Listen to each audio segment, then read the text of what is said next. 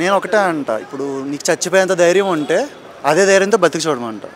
Rod reality ఏంటంటే jobs లేవు. అమ్మాయిలు ఎక్కువ మోసం చేస్తున్నారు అనుకోవచ్చు, అబ్బాయిలు ఎక్కువ మోసం చేస్తున్నారు అనుకోవచ్చు. మోసం చేస్తున్నారు అనే దానికంటే అబ్బాయిలు ఎక్కువగా ప్రేమిస్తున్నారు అనడం అయితే బెటర్. అబ్బాయిలు ఎక్కువగా ప్రేమిస్తున్నారు అనడం అయితే బెటర్. జనరేషన్లో అబ్బాయిలు అమ్మాయిలు ఎలా ఉన్నారు అంటే అందరూ అని చెప్పలేను కానీ అయితే ఇప్పుడు ఒకవేళ రిలేషన్ కనుక తీసుకుంటే అయితే బాయ్ లాయల్గా ఉంటే అమ్మాయి ఉండట్లేదు, ఒకవేళ అమ్మాయి లాయల్గా ఉంటుంటే అబ్బాయి ఉండట్లేదు.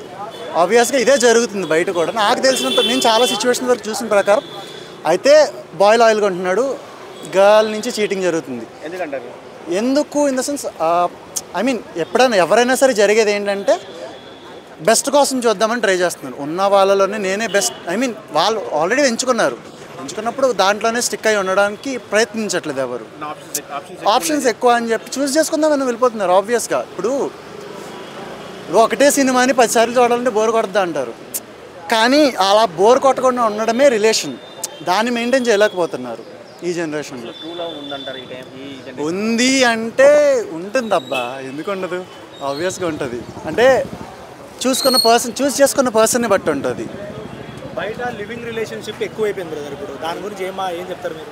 లివింగ్ రిలేషన్షిప్ అంటే నేను ఈ జనరేషన్, ఐ మీన్ నేను 2000 బార్నే, but I don't encourage living relationships.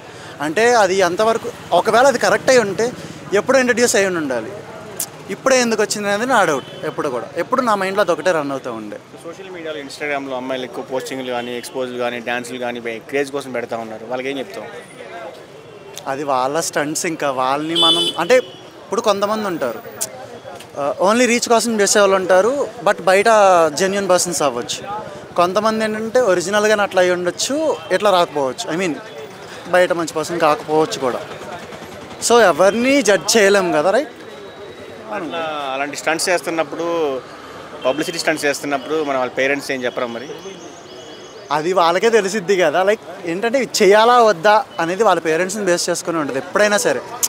Parents అంటే నేను పేరెంట్స్ని కూడా తప్పు పట్టను, ఎందుకంటే వాళ్ళు ఎలా పెంచుతారో వీళ్ళు అలాగే పెరుగుతారు కదా. అమ్మాయిలు ఎక్కువ మోసం చేస్తున్నారు అనుకోవచ్చు, అబ్బాయిలు ఎక్కువ మోసం చేస్తున్నారు అనుకోవచ్చు. మోసం చేస్తున్నారు అనే దానికంటే అబ్బాయిలు ఎక్కువగా ప్రేమిస్తున్నారు అనడం అయితే బెటర్.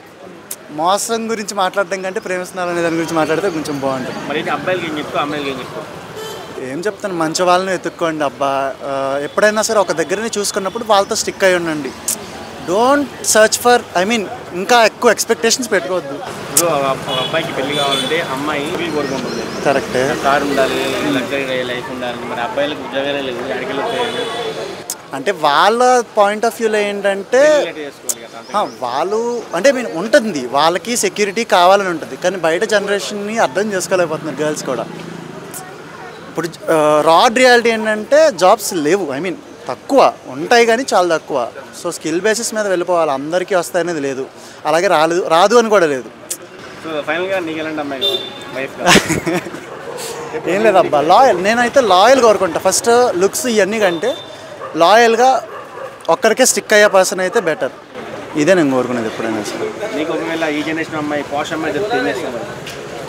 అమ్మాయి దొరికితే ఫ్రెండ్షిప్తో అక్కడితో ఆగిపోతాను. దాంతోనే పెళ్ళైనా తెలిస్తే ఏం చేస్తాను, అడ్జస్ట్ అవ్వాలి కదా, తప్పదు. ఎందుకంటే ఒక్కసారి రిలేషన్ అయినా ఏదైనా సరే ఒకవేళ స్టార్ట్ అయిందంటే నా సైడ్ నుంచి నేను 100% ఇవ్వాలి కదా, అది నేను. సో ఫైనల్గా ఒక క్వశ్చన్ బ్రో, లవ్లో ఫెయిల్ అయిన అబ్బాయిలు అయితే సూసైడ్ చేసుకుంటున్నారు కదా, వాళ్ళ తండ్రిదండ్రుల గురించి కూడా ఆలోచించకుండా చేసుకుంటున్నారు కదా, సో వాళ్ళకి ఏం చెప్తారు ఫైనల్?